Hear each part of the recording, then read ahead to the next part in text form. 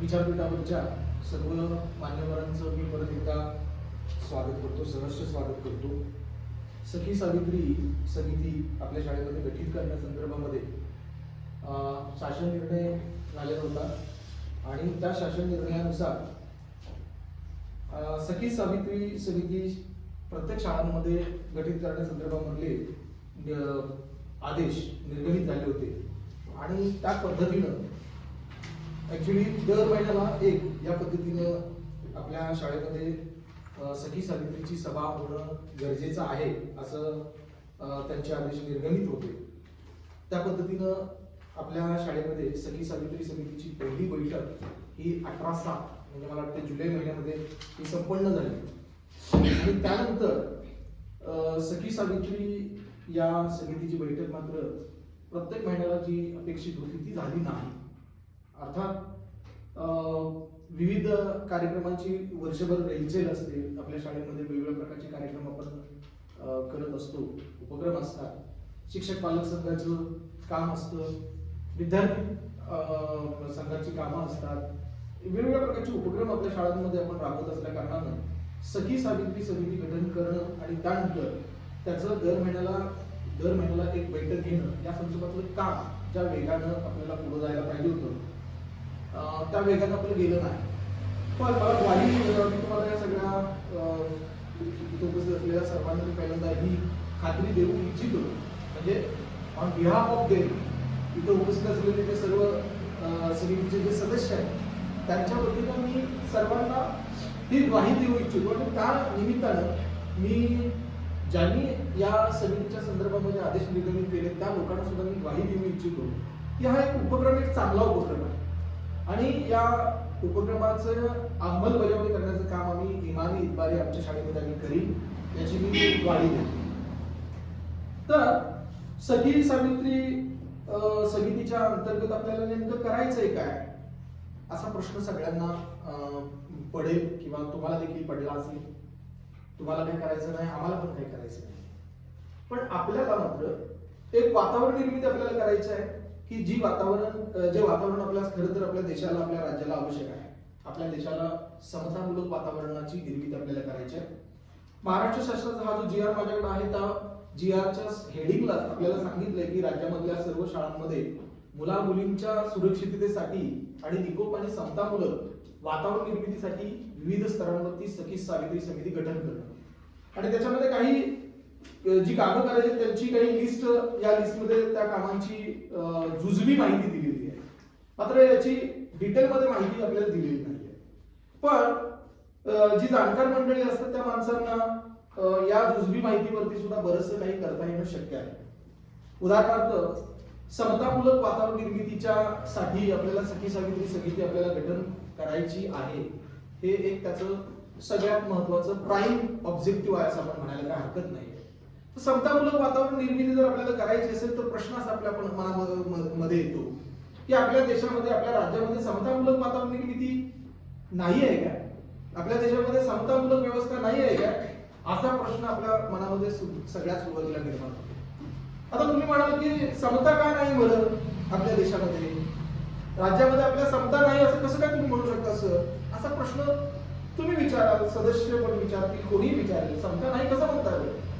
कारण आपल्या संविधानानं आपल्याला स्वातंत्र्य, समता आणि बंधुता ही तर मूल्य आपल्याला दिलेली आहेत आणि या मूल्यांची जपणूक आपण गेली 70 वर्ष करतोय. आपल्या भारताला स्वातंत्र्य मिळून मला वाटतं 70 वर्ष होऊन गेली आणि आपलं संविधान अस्तित्वात आलं त्या गोष्टीला देखील बरीचशी वर्ष झालेली आहेत. स्वातंत्र्य मिळाल्यानंतर 2-1 वर्षामध्ये आपलं संविधान आपलं अस्तित्वात आलं. 26 जानेवारी 1950 पासून आपण आपल्या संविधानाप्रमाणे वाटचाल करतोय आणि संविधानानं महत्वाची 3 तत्व आपल्याला दिलेली आहेत. सगळ्यात महत्वाचं संपूर्ण संविधान खरं तर त्या तत्वांवरती बेतलेलं आहे. स्वातंत्र्य, समता आणि बंधुता. समतामूलक व्यवस्था निर्माण करण्यावरती आपण सुरुवातीपासून भर दिलाय, पण आपण बघतोय की ही समतामूलक व्यवस्था खरंच आपल्या देशामध्ये आहे का? आज या गोष्टीचा विचार करण्याची वेळ आलेली आहे की समतामूलक व्यवस्था आपण मानतो आपल्या संविधानाने दिलेली आहे, पण खरंच समतामूलक व्यवस्था आहे का? आता बघा, ही समतामूलक व्यवस्था विविध घटक वेगवेगळ्या अँगलनं बघतील. बाबा जाती धर्माच्या अँगलनं जर बघायचं झालं तर सर्व जाती धर्माच्या संदर्भानं जर विचार करायचा झाला तर समतामूलक व्यवस्था, ती लोक त्या अँगलला बघतील. पण आपल्याला सखी सावित्री समितीच्या अंतर्गत आपल्याला मुला मुलींच्या सुरक्षितेसाठी निकोप आणि त्यांच्यामध्ये समतामूलक व्यवस्था निर्माण करायची आहे, तर त्याच घटकापुरता आपण पहिल्यांदा विचार करूया. मुला मुलींमध्ये आपल्याला समतामूलक व्यवस्था निर्माण करायची आहे. आता ही समतामूलक व्यवस्था म्हणजे नेमकं काय? आपण बघतोय की आज आपल्या देशामध्ये, म्हणजे आज आपला देश प्रगती पथावरती आहे. खूप चांगल्या पद्धतीने आपली वाटचाल करतोय आपला देश. आपल्या देशामध्ये म्हणजे सर्वच क्षेत्रामध्ये चांगली प्रगती झालेली आपल्याला बघायला मिळते. विज्ञान तंत्रज्ञानाच्या क्षेत्रामध्ये आपण प्रगती करतोय. विज्ञान तंत्रज्ञानाच्या क्षेत्रामध्ये तर आपण इतकी प्रगती केलेली आहे की नेत्रदीपक आहे.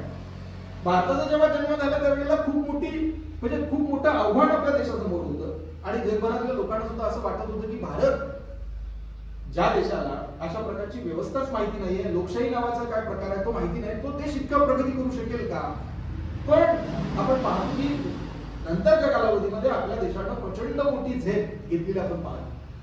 आपण गेल्या वर्षी 2023 सालाबद्दल विचार करत असताना पत्रकार मंडळी अनेक नकारात्मक विचार करत असतील सुद्धा, पण 2023 मध्ये ज्या काही पॉझिटिव्ह गोष्टी घडल्या त्याच्यामध्ये सगळ्यात महत्वाची गोष्ट भारताच्या बाबतीमध्ये घडलेली आहे ती म्हणजे भारतानं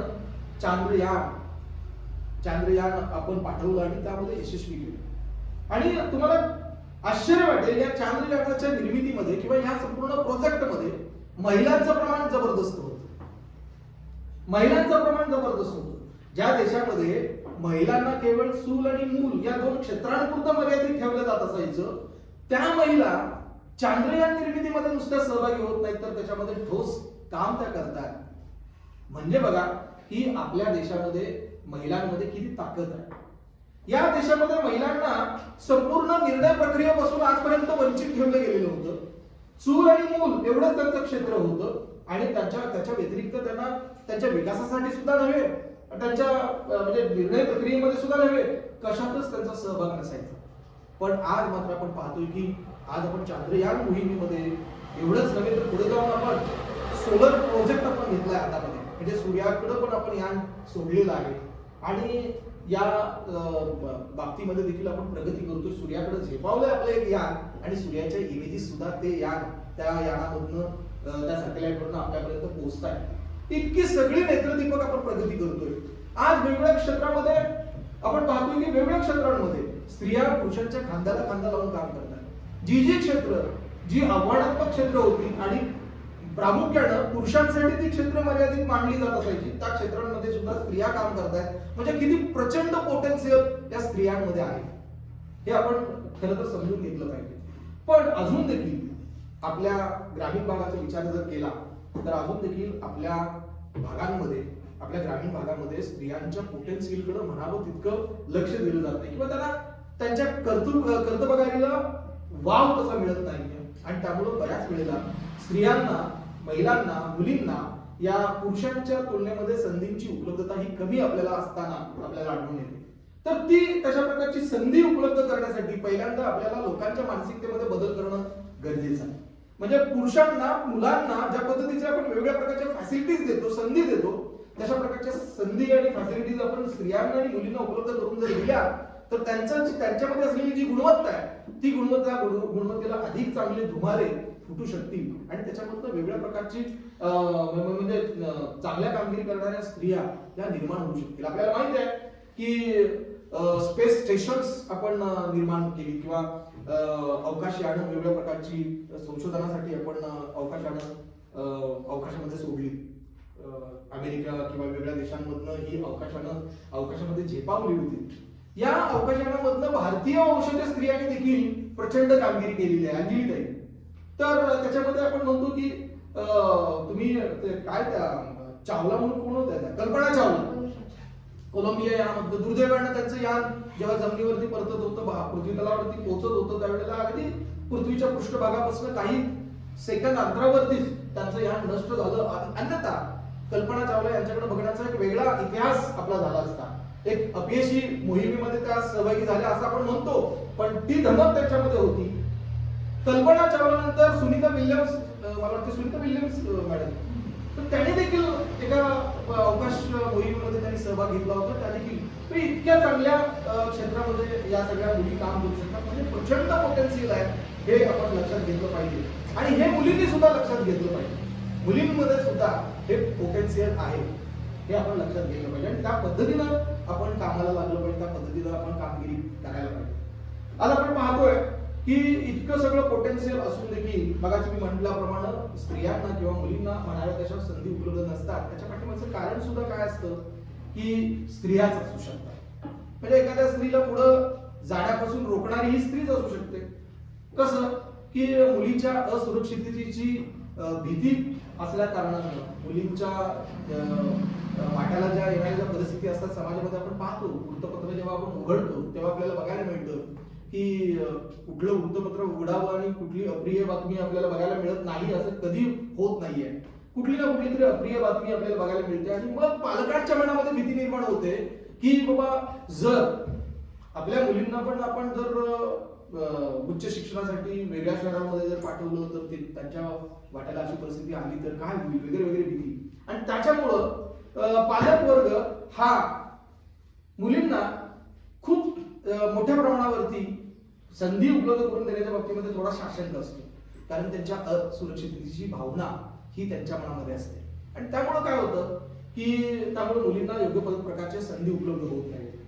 आपल्या देशामध्ये आता मी म्हटलं असुरक्षिततेची भावना निर्माण होण्यापाठीमागचं कारण तरी काय आहे पालकांच्या मनामध्ये. तर या संदर्भातला एक म्हणजे पुरावा म्हणून मी एका गोष्टीचा उल्लेख करेन. ते म्हणजे की दरवर्षी आपलं भारताचं गृह खातं म्हणजे पोलीस खातं, आज गृह खात्याचे प्रमुख अमित शहा आहेत, आपल्याला माहिती असेल सगळ्यांना. आपल्या देशाचे पंतप्रधान नरेंद्र मोदी आहेत हे तर सगळ्यांना माहिती आहे. आपल्या देशाच्या गृह खात्याचे प्रमुख कोण आहेत हे तुम्हाला माहिती आहे? अमित शहा.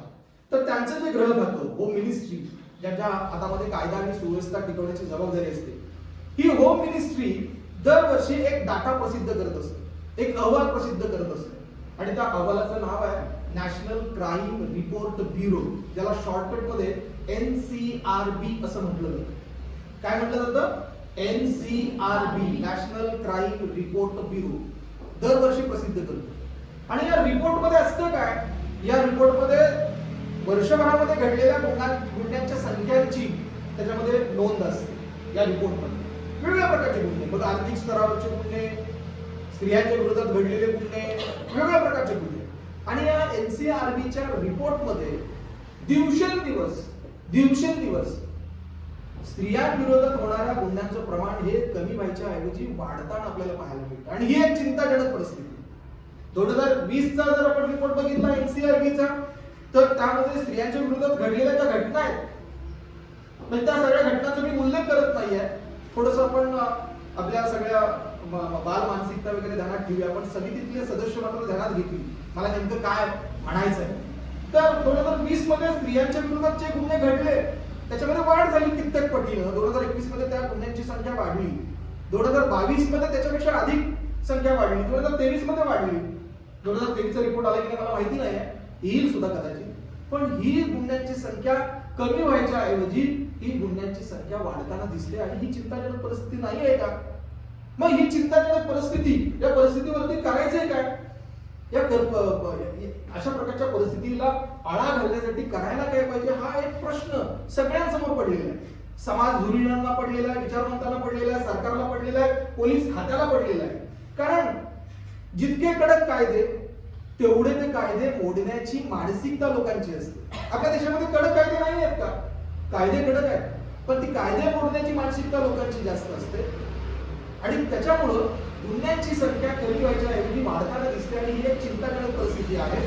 आणि म्हणून अंजलीताई आपण असं म्हणू शकतो की स्त्रियांच्या संदर्भात मध्ये जी सुरक्षिततेचं जे वातावरण आपल्या देशामध्ये असायला पाहिजे ते वातावरण निश्चितपणानं आजही आपल्या देशामध्ये नाही आहे आणि त्यासाठी स्त्रियांनी सुद्धा सजग होणं गरजेचं आहे. आणि म्हणून तर आपण आपल्याला आठवत असेल की आपल्या शाळेमध्ये दरवर्षी पोलीस खातं आपल्याकडे येतं आणि आपल्याबरोबर काही हितगुज करतं. मागच्या मला वाटतं की 2-1 महिन्यापूर्वी आपल्या शाळेमध्ये एक पोलीस पथक आलं होतं. कसलं होतं ते? निर्भया पथक.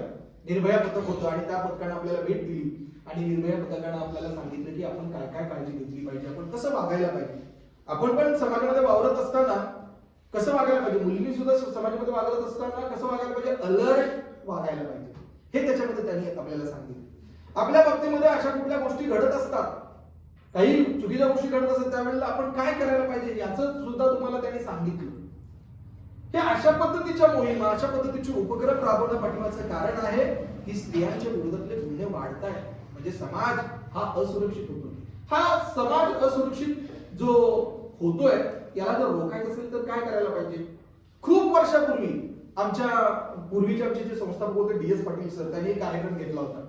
त्यांचे मेहुणे ते पोलीस खात्यामध्ये होते, मला वाटतं मोहन आवटे, सुभाष आवटे पोलीस खात्यामध्ये होते आणि मोहन आवटे आपल्या बोर्डाचे ते कोण होते, अध्यक्ष होते. सुभाष आवटे निवृत्त झाल्यानंतर त्यांनी एक कार्यक्रम घेतला होता आणि त्या कार्यक्रमामध्ये मोहन आवटे हे त्यांचे बंधू होते, पण रिटायर झाले होते पोलीस वगैरे, ते काय आले नव्हते बहुतेक. आणि सुभाष आवटे यांच्या सत्कार प्रसंगी सुभाष आवटेंनी एक भाषण केलं होतं, मला उगाच आठवतं ते, मुद्दा मी त्या भाषणाचा उल्लेख करतो. सुभाष आवटेंनी त्या भाषणामध्ये बोलत असताना हे सांगितलं होतं की माझे बंधू मला असं म्हणतात की जर शिक्षण खात्यानं जर वेळीच जर काम केलं नाही तर पोलीस खात्याला नंतर काम करण्याची वेळ येणार नाही. आपण बरेचसे गुन्हे घडल्यानंतर आपण काय करतो की पोलिसांच्या नावानं आपण बोटं बोलतो, पोलिसांची कामगिरी बरोबर नव्हती वगैरे म्हणतो, किंवा एखाद्या गुन्हेगाराला शिक्षा देण्याच्या संदर्भामध्ये पोलिसांचं काम हे आपण जबाबदार धरतो. पण हे पोलिसांचं काम अधिक सुलभ होण्यासाठी जर शिक्षण विभागानं जर अधिक चांगलं जर काम केलं तर गुन्हेगारांची संख्या ही वाढायच्या ऐवजी कमी होईल, अशा पद्धतीचे माझे बंधू म्हटले. याचा उल्लेख कोणी केला होता, मोहन आवटेंनी त्या भाषणामध्ये केलेला होता, मला उगाच आठवते. तर याचा अर्थ काय की गुन्हे घडल्यानंतर गुन्हेगाराला शिक्षा करण्यासाठी कायदा आणि सुव्यवस्थेची व्यवस्था आपल्या देशामध्ये आहे, पण त्याच्या पूर्वी आपल्या देशामध्ये शिक्षण विभागानं देखील डोळसपणानं जर या सगळ्या गोष्टीविषयी जर विद्यार्थ्यांना आणि पर्यायानं समाजाला जागृत करण्याची जर भूमिका घेतली तर भविष्यात अशा प्रकारच्या गुन्हे आपल्याला रोखता येतील, ही गोष्ट आपण लक्षात घेतली पाहिजे. आणि म्हणून आपल्याला मुला मुलींच्या सुरक्षिततेच्या संदर्भामध्ये आपल्याला अशा प्रकारच्या याच्यामधनं आपल्याला विद्यार्थ्यांना अवगत करणं गरजेचं आहे की बाबा आपल्याला कशा पद्धतीने सुरक्षित राहायचं आहे. तर आपल्याला या शाळा सखी सावित्री समितीमध्ये आपल्याला एक त्यांनी हे केलंय, एक माहिती दिली, ती म्हणजे की आपण मोबाईल तर सगळेजण वापरतात, त्या मोबाईलमध्ये चिराग नावाचं एक ऍप्लिकेशन आहे. या चिराग नावाचं ऍप्लिकेशन आपल्या मोबाईलमध्ये आपण ठेवावं, इन्स्टॉल करावं. या संदर्भामध्ये या समितीच्या ऑब्जेक्टिव्ह मध्ये त्यांनी सांगितलेलं आहे. हे जे ऍप्लिकेशन आहे ते महाराष्ट्र राज्य बाल हक्क संरक्षण आयोगानं तयार केलेलं आहे आणि हे ऍप्लिकेशन आपण डाउनलोड करू शकतो, आपल्या मोबाईलमध्ये ठेवू शकतो. त्याच्यामध्ये आपण कसं सुरक्षित राहू बघा या संदर्भामध्ये काही गाईडलाईन्स वगैरे आहेत, त्या तुम्हाला निश्चितपणानं उपयोगाला पडतील. आता आपण बघितलं की माझ्या बोलण्यामधनं बघापासून की स्त्रियांविषयी होणाऱ्या गुन्ह्यांच्या संदर्भामध्ये मी जरा विस्तारानं बोललो, म्हणजे सामाजिक असुरक्षिततेच्या वातावरणाबद्दल मी बोललो. यानंतर मला जरा थोडंसं एका वेगळ्या अँगलनं बोलायचं आहे. आपल्याला माहित आहे की स्त्रिया यांना संधी उपलब्ध नसतात फारशा मोठ्या प्रमाणावरती, आणि चूल आणि मूल या क्षेत्रापासून फारसं त्या लांब जात नाही, त्यामुळे संधींची उपलब्धता कमी असते. नुकतंच एक संरक्षण असं झालं आणि त्या संरक्षणामध्ये असं निश्चित झालेलं आहे आर्थिक सुरक्षिततेच्या बाबती संदर्भामध्ये हे संरक्षण होतं आणि या सर्वेक्षण होतं. आणि या सर्वेक्षणामध्ये असं निश्चित झालेलं आहे की दर 10 बेरोजगारांच्या पाठीमागे 7 बेरोजगार या स्त्रिया असतात. मी काय विधान करतोय, दर 10 बेरोजगारांच्या पाठीमागे किती स्त्रिया बेरोजगार असतात? 7. म्हणजे 70% एवढं बेरोजगारीचं प्रमाण स्त्रियांच्या मध्ये आहे. हे एक नवीन सर्वेक्षण झालंय, हे खूपच विचार करण्यासारखं सर्वेक्षण आहे. बघा, स्त्रियांचं प्रमाण आपण बघतो नोकऱ्यांमध्ये किंवा व्यवसायामध्ये, संपूर्ण आपला देश खूप मोठा आहे. या सगळ्या मोठ्या 100 कोटी 125 कोटीच्या देशामध्ये जर आपण स्त्रियांचं रोजगारामधलं जर प्रमाण जर आपण बघितलं तर ते प्रमाण एवढं कमी आहे आणि त्यांचं बेरोजगारीचं प्रमाण मात्र प्रचंड मोठं आहे. हे एक तापदायक सर्वेक्षण आपल्याला वाटतं. 70% बेरोजगारीचं प्रमाण स्त्रियांचं आहे असं ते म्हणतात, एक उपलब्ध स्त्रियांपैकी. म्हणजे ही एक गोष्ट. आता ही एक पॅराडॉक्स आहे असं मला वाटतं. मला हे कॉन्ट्राडिक्टरी थिंग आहे असं मला वाटतं. कॉन्ट्राडिक्टरी याचा अर्थ विरोधाभासी. का विरोधाभासी मी म्हणतो हे तुम्हाला पटेल. आपल्या देशाचे अर्थमंत्री कोण आहेत? निर्मला सीतारामन आहे. आपल्याला माहिती आहे आपल्या देशाचे अर्थमंत्री कोण आहेत? निर्मला सीतारामन. आणि अर्थातच निर्मला या नावावरून तुमच्या लक्षात येते की त्या स्त्री आहेत, हे की नाही? महत्वाच्या पदांवरती स्त्रिया आहेत बरं का, आज देखील आहेत महत्वाच्या पदांवरती. इंटरनॅशनल मॉनिटरी फंड म्हणून एक फंड आहे, आंतरराष्ट्रीय नाणेनिधी नावाची एक संस्था आहे. ही नाणेनिधी काय करते तर जगभरामधल्या विविध देशांना कर्ज पुरवठा करते. देशांचा विकास करण्याच्या संदर्भामध्ये नाणेनिधी कर्ज पुरवठा करण्याचं काम करतो. आणि त्या नाणेनिधीच्या इंटरनॅशनल मॉनिटरी फंड या संस्थेमध्ये एका महत्वाच्या पदावरती आर्थिक सल्लागार म्हणून एक स्त्री आहे, जिचं नाव आहे गीता गोपीनाथ. ज्यांच्या नावाचा मी पाठीमागे सुद्धा एकदा उल्लेख केलेला आहे. गीता गोपीनाथ या स्त्री आहेत आणि त्या केवळ 40-42 वर्षाच्या काहीतरी स्त्री आहे. इतक्या तरुण आहेत पण एका महत्वाच्या पदावरती त्या काम करतात. असं असताना देखील आपण आपल्या म्हणजे आपल्या देशामध्ये स्त्रियांच्या बेरोजगारीचं प्रमाण मात्र आपण बघतो ते प्रमाण इतकं मोठं असावं. हा विरोधाभास नाही तर काय म्हणावं? त्याचं कारण काय असावं? या सगळ्या गोष्टींचा विचार आपण करणं गरजेचं आहे. एवढंच नाही, पुढची एक गोष्ट मी जर तुम्हाला सांगितली तर तुम्हाला आश्चर्य वाटेल की एनपीए म्हणून बँकांमध्ये एनपीए म्हणून एक प्रकार असतो. एनपीए म्हणजे नॉन परफॉर्मिंग ऍसेट्स. एनपीएचा अर्थ आहे नॉन परफॉर्मिंग ऍसेट्स. म्हणजे बँकांनी वाटलेली जी कर्ज आहे आणि ज्या कर्जाचा परतावा लोकांनी केलेला नाहीये, म्हणजे बँकांनी खर्च केलेली रक्कम जी आहे कर्ज स्वरूपामध्ये, त्याला ते काय मानतात? एनपीए मानतात. एनपीए म्हणजे नॉन परफॉर्मिंग ऍसेट. आणि या नॉन परफॉर्मिंग ऍसेटच्या संदर्भामध्ये त्यांनी सर्वेक्षण केलं संस्थेनं. तेव्हा त्यांच्या असं लक्षात आलं स्त्रियांनी जास्तीत जास्त म्हणजे जो एनपीएचा जो दर आहे तो त्या स्त्रियांनी, ज्या स्त्रिया म्हणजे बघा त्या स्त्रिया कुठल्या त्या मी तुम्हाला सांगणार आहे, त्या ज्या स्त्रियांनी कर्ज घेतलेलं आहे, ज्या स्त्रियांनी त्या कर्जाचा पुरवठा केले काय म्हणतात त्याला, कर्ज फेडलेलं नाहीये किंवा हप्ते भरलेले नाहीये, अशा एनपीएचं प्रमाण खूप जास्त आहे. एनपीएच्या प्रमाणामध्ये स्त्रियांनी घेतलेल्या कर्जाचं प्रमाण जास्त आहे. आणि हे जर बघितलं तर आपल्याला असं म्हणजे आपल्याला खूप डोकेदुखी वाटते. कारण आपण बघतो की गेल्या काही दिवसापासून गेल्या काही वर्षापासून, बघा मी आता जरा थोडस तुम्हाला पण ते जाणवेल कदाचित की गेल्या काही वर्षापासून आपल्याकडे नॉन बँकिंग फायनान्शियल इन्स्टिट्यूट खूप मोठ्या प्रमाणामध्ये वाढले आहेत. म्हणजे बँकेच्या ऐवजी खाजगी वित्त पुरवठा करणाऱ्या संस्था, आणि ज्या काय करतात माहिती आहे का, गावागावामध्ये ग्रामीण भागांमध्ये जातात आणि स्त्रियांच्या गटांना त्या कर्ज देतात. तुम्ही ऐकलंय कधी?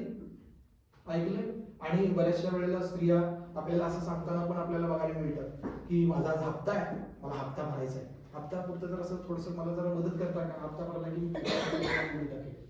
ग्रामीण कुटा किंवा अजून काय काय आहे, अशा वेगवेगळ्या प्रकारच्या नॉन बँकिंग फायनान्शियल कंपन्या आहेत आणि या कंपन्या ह्या स्त्रियांना पुरवठा करतात. आणि या स्त्रिया घेतात तरी कशाला कर्ज? वेगवेगळ्या कंपन्या किंवा वेगवेगळी माणसं आपला उद्योगधंदा उभा करण्यासाठी कर्ज घेतात, त्यांनी ते घेणं योग्य आहे. पण स्त्रिया या बऱ्याच वेळेला नॉन बँकिंग फायनान्शियल कंपन्या किंवा ग्रामीण कुटासारख्या ज्या काही संस्था त्याच्याकडनं कर्ज घेतात आणि ते कारण इतकं दुर्दैवी असतं, आपल्या दैनंदिन जीवनाशी संबंधित अडचणी सोडवण्यासाठी त्या कर्ज घेतात. खरं तर उद्योग संस्था कर्ज घेतात ते आपले उद्योग उभा करण्यासाठी, वेगळे मोठे मोठे उद्योजक कर्ज घेतात ते आपले उद्योग उभा करण्यासाठी. पण स्त्रियांना अशा प्रकारच्या कर्ज पुरवठा करणाऱ्या ज्या संस्था त्या स्त्रियांना टार्गेट करतात आणि अनेक स्त्रिया अशा प्रकारची कर्ज घेतात. ती कर्ज स्वतःचा किंवा आपल्या व्यवसायाचा विकास करण्यासाठी घ्यायच्या ऐवजी त्या कर्ज कशासाठी घेतात? आपल्या दैनंदिन जीवनाशी संबंधित अडचणी सोडवण्यासाठी. आणि ही गोष्ट अत्यंत विचार करण्यासारखी आहे. त्याने तसं घेणं हे चुकीचं असं मी म्हणत नाही, परंतु त्यांच्यावरती तशी वेळ काय येते अशा पद्धतीनं पैसा घेण्याची किंवा कर्ज घेण्याची? कारण त्यांच्याकडं आर्थिक दृष्ट्या स्वावलंबी होण्याचाच मार्ग नाही. बऱ्याचशा स्त्रिया, आपल्या भागातल्या स्त्रियांची स्थिती चांगली असेल, आर्थिक स्थिती चांगली असेल, कारण आपला भाग सदन आहे. शिरोळ तालुक्यातला भाग हा हायली अर्बनाइज पण आहे, शेतीच्या दृष्टिकोनातला पण सदन आहे. त्यामुळे इथल्या स्त्रियांच्या बाबतीमध्ये मी तसं म्हणत नाही, पण देशामध्ये असा अनेक मोठा भाग आहे की ज्या भागामध्ये स्त्रियांना अशा प्रकारच्या आपल्या दैनंदिन जीवनाशी संबंधित असलेल्या अडचणी सोडवण्यासाठी कर्ज घ्यावं लागतं आणि बऱ्याच वेळेला ते कर्ज बुडीत जातं आणि अशा NPA ची संख्या बँकांची असलेली आपल्याला बघायला मिळते. तर याचं कारण काय आहे? आर्थिक सुरक्षा स्त्रियांकडे नाही किंवा स्त्रियांच्या बाबतीमध्ये आपण आर्थिकदृष्ट्या त्यांना सक्षम करण्याचा प्रयत्न आपण केलेला नाहीये. तो प्रयत्न खरं तर आता आपण म्हणतो की कुठलाही प्रश्न झाला, कुठलाही प्रश्न उद्भवला की आपण काय म्हणतो की याचं कारण म्हणजे सरकारची अनास्था, सरकारचं काम, सरकारचा भोंगळ कारभार, याला आपण जबाबदार ठरतो. पण याच्याबरोबर आपण या गोष्टीचा पण विचार करायला पाहिजे की आपण देखील एक स्त्री, एक महिला म्हणून देखील आपण पण हा विचार करायला पाहिजे की आपल्याला स्वावलंबी व्हायचं असेल, पुढे जाऊन आपल्या आयुष्यामध्ये खूप काही अडचणी येणार असतील तर त्या अडचणीला सामोरं जाण्यासाठी आपल्याला आर्थिकदृष्ट्या संपन्न होणं गरजेचं आहे. आणि ते संपन्न आपण कुठनं होतो तर एक चांगला मार्ग जो आहे, राजमार्ग जो आहे तो म्हणजे शिक्षणाचा. चांगल्या प्रकारचं शिक्षण घेणं, त्या शिक्षणाच्या माध्यमातून आपण काय करणं, जर म्हणजे उद्योग किंवा व्यवसाय किंवा नोकरीमध्ये आपण पदार्पण केलं तर तिथे आपण आर्थिकदृष्ट्या संपन्न होऊ शकतो. हा विचार आपण बाळगणं आणि त्या पाठीमागणं म्हणजे त्या विचाराने आपण त्या मार्गावरती चालत राहणं. आणि मग फुले शाहू आंबेडकर यांनी जे काही कष्ट उपसलं किंवा इतर जे त्यांनी जे काही व्यवस्था आपल्यासाठी आणली त्या व्यवस्थेचं खऱ्या अर्थानं चीज झाल्याचा जो होईल, आपण आर्थिकदृष्ट्या संपन्न होईल आणि अशा पद्धतीने आपण वेगवेगळ्या अडचणींना सामोरं जाण्याची क्षमता आपल्याकडे होईल. तर हे सगळं आहे. तर मला वाटतं की मी खूपच विस्तारानं या संदर्भामध्ये बोललो आणि बऱ्याचशा भाग आपल्या सगळ्यांच्या लक्षात आला असेल नसेल मला माहिती नाहीये.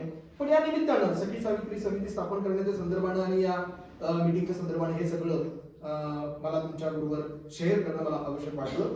आता थोडक्यात आता 2च मिनिटांमध्ये मी आता सांगणार आहे की या सखी सावित्री समितीच्या अंतर्गत शाळा स्तरावरती आपल्याला नेमकं करायचंय काय. तर आपल्या कार्यक्षेत्रामधल्या 100% मुला मुलींची पटनोंदणी आपल्याला करायची आहे, जी आम्ही केलेली आहे ऑलरेडी.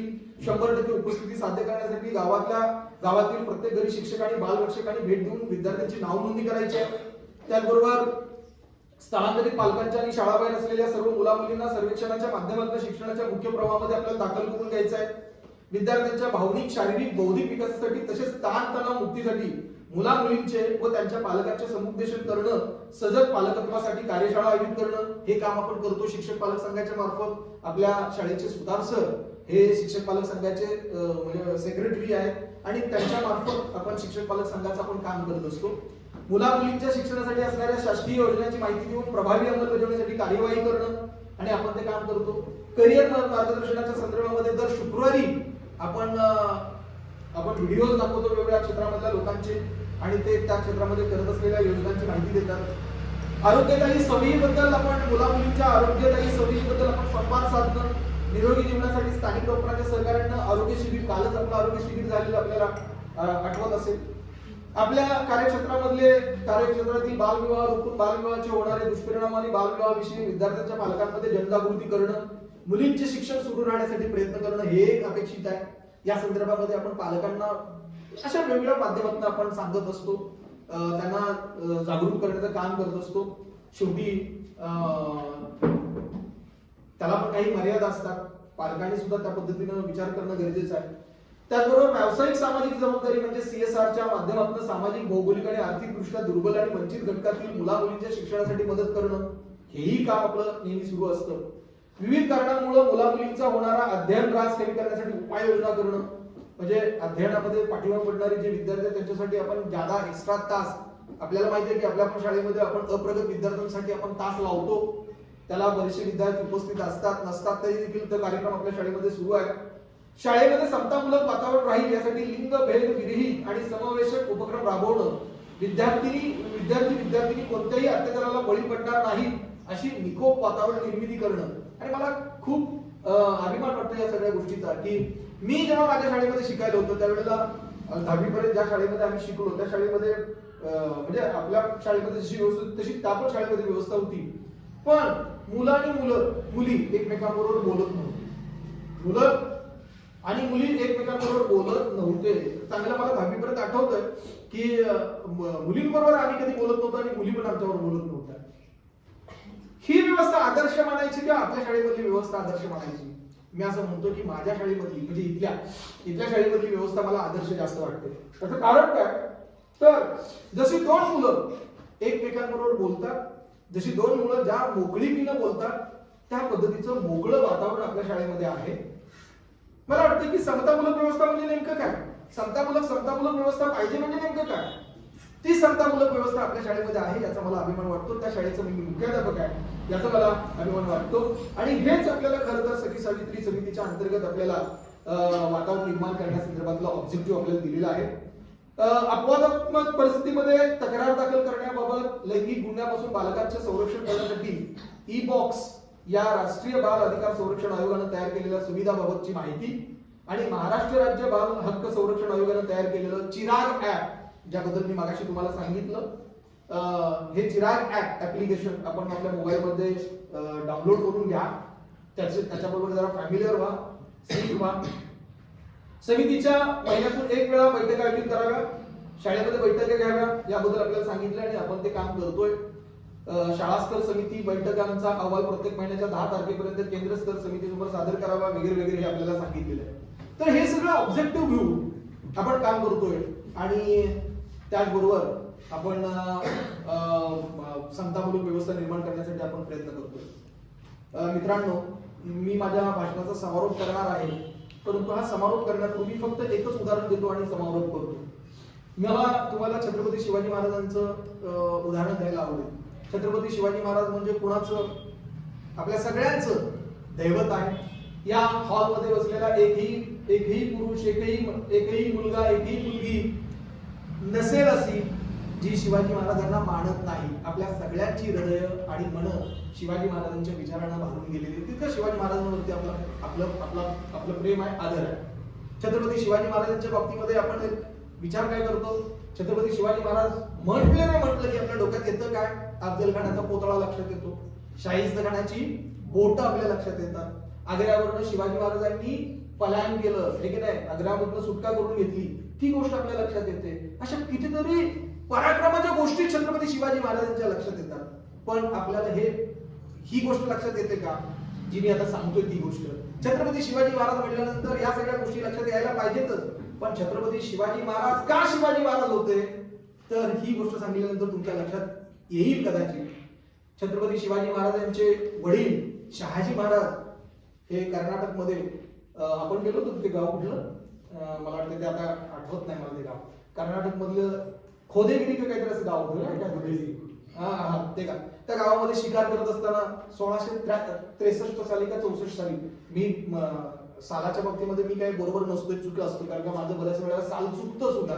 त्यामुळं XYZ या साली शहाजी महाराजांचा मृत्यू झाला. शिकार करत असताना घोड्यावरनं पडली आणि त्यांचा मृत्यू झाला.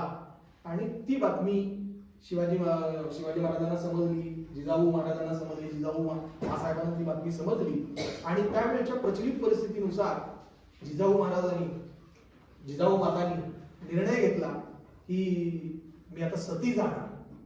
आणि आपल्याला माहित आहे की त्यावेळेला एक वाईट प्रथा होती त्यावेळेच्या समाजामध्ये, नवरा मेल्यानंतर त्याची वेगळी कारण आहेत, त्या सगळ्या कारणांबद्दल आता चर्चा करण्याची वेळ नाही आहे. पण त्यावेळेच्या काळानुसार जिजाऊ मासाहेबांनी निर्णय घेतला की नवरा वारलाय, पती वारलेले आहेत, मी आता सती जाणार. त्यांनी तयारी वगैरे केली आणि सती जाण्याचा निर्णय केला अत्यंत निश्चयीपणाने. तुम्हाला माहिती आहे आधुनिक कालावधीमध्ये पंडित जवाहरलाल नेहरू आणि इंदिरा गांधी यांच्यामधला जो पिता आणि मुलगी यांच्यामधला जो स्नेह होता, तशा प्रकारचा स्नेह आई आणि मुलगा यांच्यामध्ये कोणाच्या बाबतीमधलं उदाहरण आपण देतो, जिजाऊ मासाहेब आणि छत्रपती शिवाजी महाराज यांचा स्नेह याच्याबद्दल आपल्याला माहिती आहे. जिजाऊने असा निर्णय घेतल्यानंतर शिवाजी महाराजांचं सुद्धा मन द्रवलं. आई शिवाय जगण्याची कल्पना ही पण त्यांना सहन होण्यासारखी नव्हती. पण छत्रपती शिवाजी महाराज हा कर्तव्य कठोर असा राजा होता. सुरुवातीला त्यांना असं वाटलं की ठीक आहे, परंतु नंतर त्यांच्या लक्षात आलं की ही एक अन्यायकारक असणारी व्यवस्था आहे, स्त्रियांवरती अन्याय करणारी ही व्यवस्था आहे असं त्यांच्या लक्षात आलं. नवरा वारल्यानंतर मुलगी एखाद्या स्त्रीनं सती जाणं, सतेवर म्हणजे ह्याच्यावरती सरणावरती चिता रचून त्याच्यावरती जीव देणं ही अत्यंत अमानुष असलेली प्रथा आहे. आणि तो मोडीत काढण्याचा त्यांनी निर्णय घेतला आणि जिजाऊ मासाहेबांचं मन त्यांनी वळवलं आणि जिजाऊ मासाहेबांना सती जाण्यापासून त्यांनी रोखलं. छत्रपती शिवाजी महाराजांची अनेक उदाहरणं देतो, परंतु हे उदाहरण देत असताना आपण थांबतो किंवा आपण सांगत नाहीये. आपल्याला माहित नसतं की समतामूलक व्यवस्था निर्माण करण्याच्या पाठीमागं खऱ्या अर्थाने भूमिका जर कुणी घेतली असेल तर या देशामध्ये, या राज्यामध्ये खऱ्या अर्थाने कुणी भूमिका घेतलेली आहे? छत्रपती शिवाजी महाराजांनी घेतलेली आहे. तर मग त्यांचे मावळे म्हणून किंवा त्यांचे वंशज म्हणून आपल्यावरती जबाबदारी नाही आहे का समतामूलक व्यवस्था निर्माण करण्याची? ही जबाबदारी आहे. आणि म्हणून आपण सगळ्यांनी छत्रपती शिवाजी महाराजांना जे अपेक्षित होतं, महात्मा फुले, सावित्रीबाई फुले आणि शाहू आणि आंबेडकर यांना जे अपेक्षित होतं, ती वातावरण निर्मिती, त्या प्रकारचं वातावरण, त्या प्रकारचा समाज निर्माण करण्याचा आपण संकल्प सोडूया. आणि असा संकल्प मनामध्ये घेऊन आपण आजच्या या समितीच्या संदर्भातलं विचार मंथनाचं काम आणि माझं भाषण